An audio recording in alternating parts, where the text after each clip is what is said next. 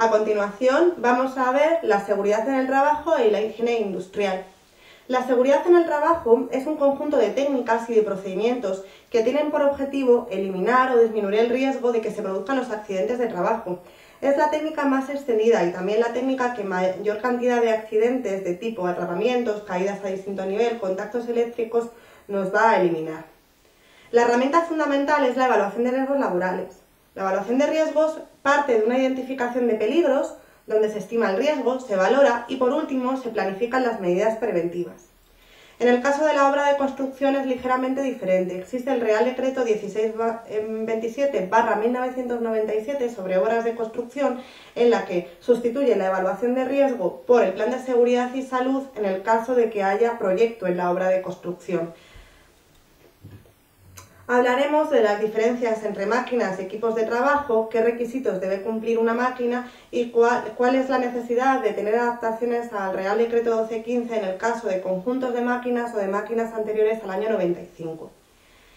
El Real Decreto sobre riesgo eléctrico trata fundamentalmente de tener claras las obligaciones que deben cumplir las instalaciones en esta materia de seguridad del riesgo eléctrico y, por otra parte, cómo realizar de manera segura los procedimientos de trabajo.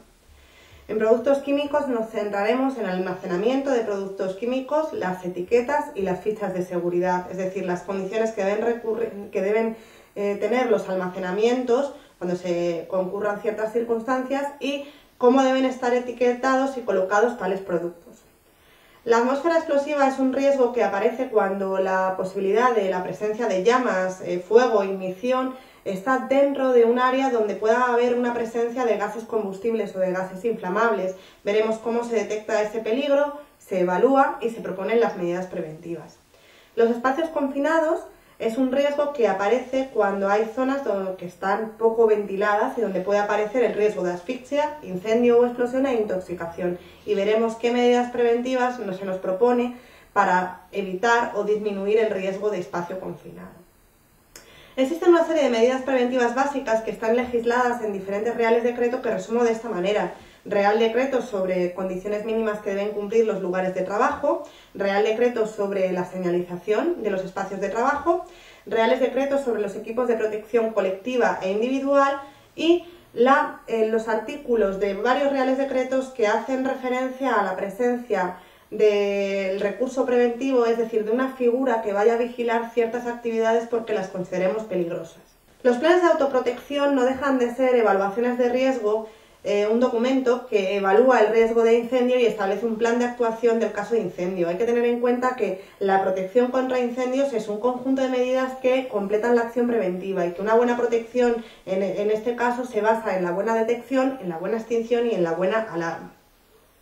Pasemos ahora al mundo de la higiene industrial. La higiene industrial es una rama, una especialidad de la seguridad y la salud que trata sobre la presencia de agentes físicos, químicos y biológicos y que pueden generar enfermedades profesionales a largo plazo. Es el caso de la exposición a agentes químicos o cancerígenos. En este caso, los reales decretos que tratan sobre agentes químicos y cancerígenos se refiere a que es necesario identificar los químicos o los cancerígenos, es necesario evaluarlos y, por último, dar una serie de medidas preventivas, que en el caso de los químicos suele actuar sobre el foco de contaminación, sobre el medio o sobre el receptor, y que en el caso de los cancerígenos directamente sustituye el cancerígeno por algo menos peligroso y hay que prevenir y reducir la exposición. También hay legislación específica sobre algunos elementos que son cancerígenos ya de por sí, que necesitan una legislación especial, como es el amianto, el cloruro de vinilo, etc.